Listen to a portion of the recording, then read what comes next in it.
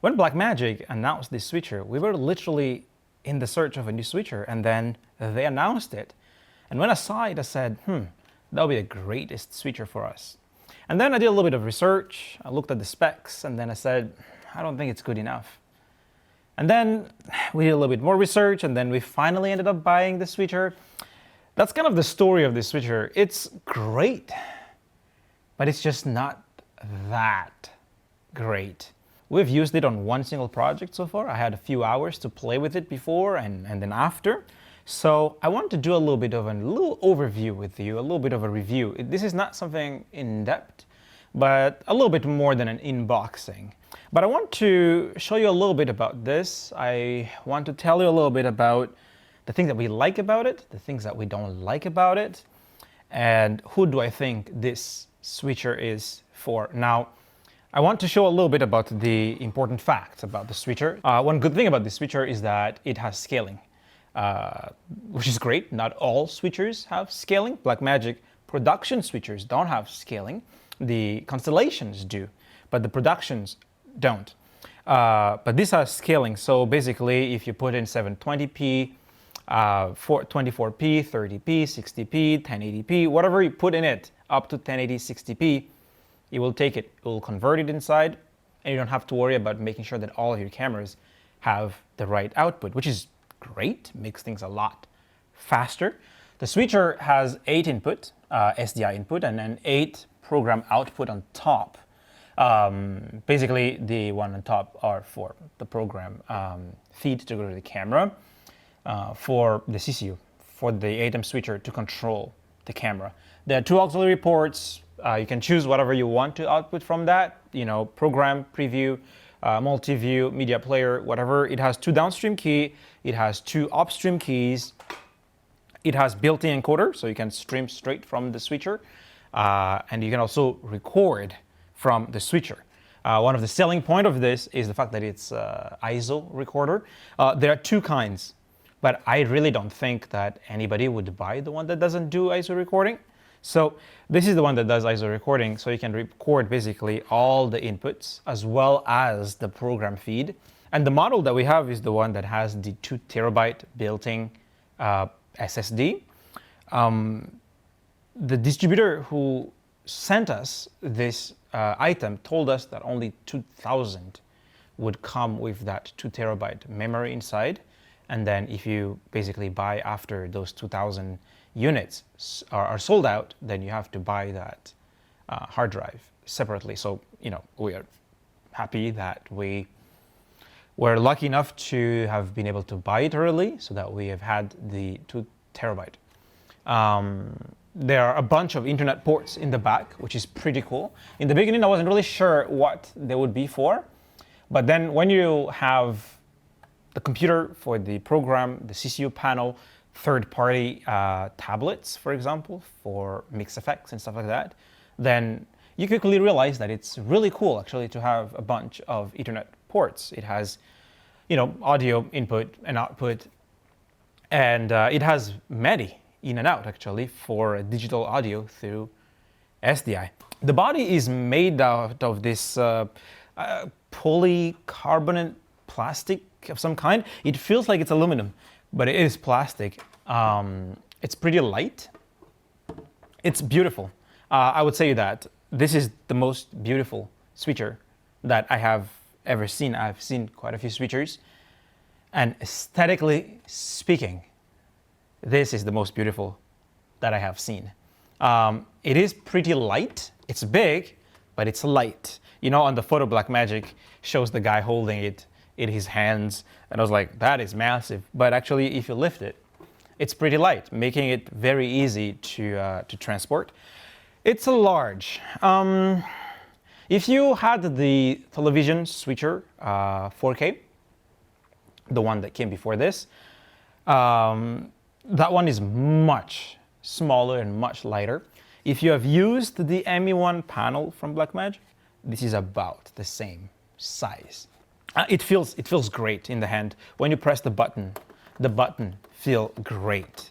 I think that's something that Blackmagic does pretty well. The button feels very well. The knobs are nice. They have a little bit of resistance to them. They're not very easily pushed around. All the buttons are really, really, really, really nice. So physically, and even the T-bar. Now, in terms of layout, it has a very spacious layout. If you have seen the ME1 panel from Blackmagic, it has very similar kind of layout. So you have the preview panel here, you have the program output here, you have the select bus here, which is pretty good actually. So what happens is you have all these buttons here, and these buttons will command the buttons that are here. So let's say you have macro saved. You press on macro, and then you can choose whichever macro you have, which is great. And because they have a monitor here and here, the information on these monitors can change based on what you are doing. Let's say I use this for macro, I can switch, then all the names of the macros will appear in there. That's literally what we have used it for, and it's amazing not to have to go to a computer to find the common macros that we're using. And because this is a screen, you can change the names of the cameras. So for example, here we have names. Instead of camera 1, camera 2, we have the name of what talent that we had and the wide and so on and so forth. So there is a lot of audio stuff here, right there. There's a lot of audio. Now, I will tell you this. Blackmagic did a lot of marketing about audio for these switchers, that they do great audio, it has MADI, and you can control all the volumes and so on and so forth. But I'll tell you this, we couldn't care less about that. And the reason is because most people who would use a switcher like this for the production, for the church, for their events, for conference, will have separate audio. Literally all we need is audio input to go into this for streaming, and that's it. We don't care about the different levels of... It is really good. It has the Blackmagic Fairlight apparently is baked into this, so in theory it's great. In practice, we don't need it. And a lot of the people that I know who use Atem switchers don't really care much about the audio. Here you have all of the system.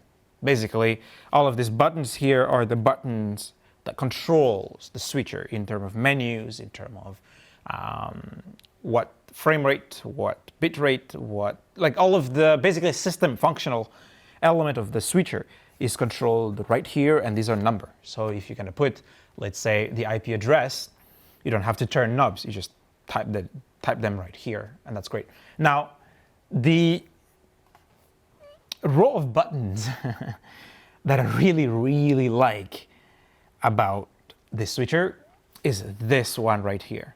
So basically what they did is they allow you to choose, let's say, auxiliary 1, and then output camera 1, 2, 3, 4, program, 5, 6, 7, preview, multi-view, and so on and so forth. So basically what happens is you can put, you can send a signal out of the auxiliary from here, and then here you can control what goes to that auxiliary without going to a computer or the software. Why do I think that's great? I think it's great because we, for example, use a CCU panel with this, and instead of me sending a multi-view output to the person doing CCU, I actually send them an auxiliary. So they actually can choose to see either preview or multi-view or 1, 2, 3, 4. The other use that we are planning on using this for as well is to send iMag. So iMag, you know, in conferences, they have like the projector showing the speaker, and we're actually planning on using one of the auxiliaries as iMag. And what we're planning to do is basically iMag is going to be programmed, so we can switch here, and then the iMag will show program. But when we want to show, let's say, audience to the stream, we don't necessarily want to show audience to the people that are watching live, because that just distracts them. So we can just leave basically the iMag to one of these output. Basically, this is like one Emmy, but this allows you to act like you had 2 Emmys. And I just really, really like that. Now, this is mainly for audio, but you have actually a few buttons here, EQ, exposure, and so on and so forth. But one that I really like is on camera, you actually can control your cameras through this little button here. Now, we have a CCU panel, and when we have events, we like the dedicated control. Sometimes it's a completely different person who is on it. When we do, let's say, things that move a lot, like shows that the lights change a lot. So we have a completely different person doing CCU. But sometimes it's the same director also doing CCU, but it's just a lot easier to just press the button there. But now that they have this, simple control for camera can be just done with these buttons and knobs here. And because you don't care about audio in this is gonna be always be camera control. And that is just really cool. These are your, transition, cut, fade, whatever. And here you have downstream key, upstream keys. Here you have the recording, but you also have the streaming. So these are more common buttons. So aesthetically speaking, in terms of form, this is really great. It's really hard to complain. It's beautiful. It's beautifully laid out. The screens are bright. The colors, you can even change the colors of each one of these things. It's just beautiful. I haven't even explored most of this switcher, but what I've seen so far, I really, really like it. Now, I'm gonna tell you of the things that I really appreciate about this switcher. Now, one thing that I really like is the scaling. We've used switchers without scaling in the past, and it's just so much pain because sometimes your camera doesn't have the right output, the wrong frame rate, and it just doesn't find them. So being able to have a switcher that has scaling is just a lot better. It makes things a lot easier. I really like the screens. I think that is a great upgrade because you can change the names. The screen information changed based on what you are having in it. So that is fantastic. The ISO recording is also one of the things that I really like about this camera because the camera will record every single one of the input and it also record the program. But what I really like about ISO recording is not so much the files that are saved in this switcher. What I really like is one, the switcher can trigger your cameras to record. So we have broadcast G2s from Blackmagic that record really, really high resolution at really, really high bit rate. So basically we put memory cards in them or hard drives, and then pressing record here actually triggers all of those cameras to record. And then this switcher will create an XML file that will allow us to bring all of the footage into DaVinci Resolve. And then we are able to have all of the files from the cameras automatically switched and added to the timeline, but with the option to modify them later. And we could have that literally in 6K if we wanted to, because, well, this is only 1080, and I will talk a little bit about that after. One thing that I really like is the fact that it didn't add a lot of ridiculous buttons to this switcher. If you have seen the ISO Extreme Minis, they have ridiculous buttons. They have like a whole button for type of transition that nobody will ever use. They have so many buttons. They reduce the amount of buttons here to the essentials. There is nothing here that you don't need, and everything that you need is on this switcher. Now, the other thing that I really like about this switcher is SuperSource. Now, SuperSource is not unique to this. A few of their switchers now have SuperSource. But SuperSource, basically, it allows you to put 4 outputs on the program. But if you really play with it and you use third-party apps like Mix Effects or here to record, he has a really nice YouTube channel, actually. If you use those products with this, then you'll be able to add a little bit of animation. And something that we do a lot is program on one side, slides, presentation, and then the speaker on the other, and stuff like that. And you can add those SuperSource into your macros, and you just need to press here, here, here, here. Then you get all of them ready, which is fantastic. The thing that I really like about it too is the form. It's not too big, it's not too small, feels great in the hands, feels solid. Now, I would say this. If you know exactly what you're getting, you did a lot of research, and then you said, you know what, I'm gonna buy this switcher.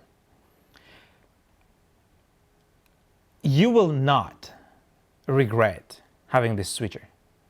There will not be any bad surprise about this switcher if you know exactly what you signed up for. You looked at the information, and then it has this, it doesn't have that, and this and this and that. And then you bought it, and then you saw it, and then you finally get to use it. You will not regret your choice. This is a fantastic piece of equipment. But for me, there are things that I just don't like about the switcher. The things that I don't like about the switcher are not necessarily things that they do bad. It's mainly the things that Blackmagic chose not to add. Okay? 1, for such a large panel, it only has 8 input. And 8 input is not that many. The ISO Extreme Minis, those tiny switchers, have 8 input. This only has 8 input. And you know, when you use alpha channels, the key and fill will take 2 of your inputs, and that will leave you with 6. 6 is not a lot. And it's kind of interesting because the people who need a panel like this are usually the people who do a little bit larger production, but then they also can't get the inputs. The people who do things that are very laid back and simple can just use the Extreme Mini, and they don't have to have this. So the input for me is one of the downside. I think that if this had 12 input, or even 10, that would have been fantastic, but it doesn't. The one thing that I also find a little bit unfortunate is the fact that it only has 2 auxiliary output. Now, some Blackmagic switchers have 4, 6 more auxiliary output. This only has 2. Now, 2 is good. 2 is just not enough. So for us, for example, if I have to send 1 auxiliary to the CCU panel operator, 1 auxiliary for iMag, then I'm running out of auxiliary. Let's say I want a confidence monitor. Let's say I want to send signals somewhere else to the camera operators or whatever. There isn't enough auxiliary output on this. They chose to do it, and we chose to buy it, knowing it only has 2. So I can't really complain. I just wish they had more. One thing that I tend to not like, and I need to do more work with it for me to confirm 100% that this is the case, but I've noticed a little bit of delay in this switcher. I only used it for 1 event, and I've noticed a little bit of delay. The sound is a little bit faster than the video while everything is connected to the switcher by cable. So I found that to be a little bit disappointing. You can do a little bit of research in it. I am going to use this a little bit more, and if I confirm fully that there is truly a noticeable delay, then I will write it in the comment and I will pin it so that you know about that. But I've noticed so far that it seems to have a little bit of delay. The unfortunate thing about this switcher, in my opinion, is the fact that it's not 4K. I know that most people don't stream in 4K, and we don't really stream in 4K either. We stream in 4K every now and then because all of our cameras are capable to do 4K. We just don't really do it because it's not really needed. But the fact that Blackmagic has 4Ks and 6K cameras, and they're still making a large switcher like this that is not 4K, for me is very unfortunate.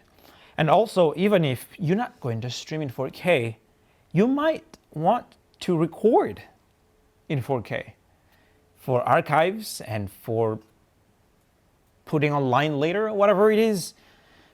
4K is just needed. 4K at this point, having a large, sexy switcher like this that isn't 4K is just a little bit unfortunate.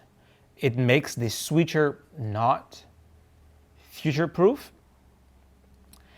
In our case, we knew that it was not 4K, and I was debating if we should.